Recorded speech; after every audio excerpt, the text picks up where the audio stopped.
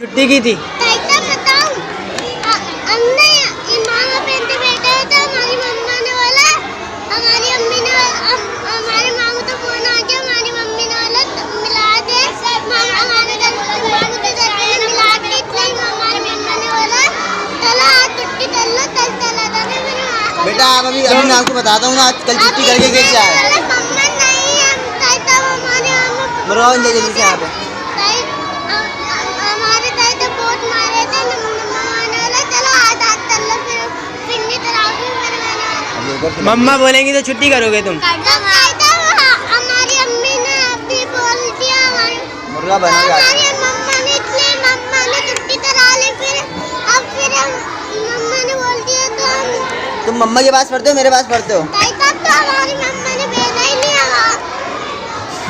मुर्गा तो पक्का बनाओगे मुर्गा। हमारी मम्मा ने तो भेजा नहीं। इसकी तरह मुर्गा बनाओ जैसे मुर्गा बना हुआ है। मुर्गा बनना आता है और वहाँ पे चढ़ के मुर्गा बनो ऊपर।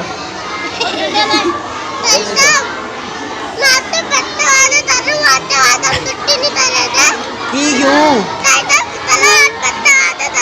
जाओ तुम, मेरा हाथ क्यों खींच रहे हो?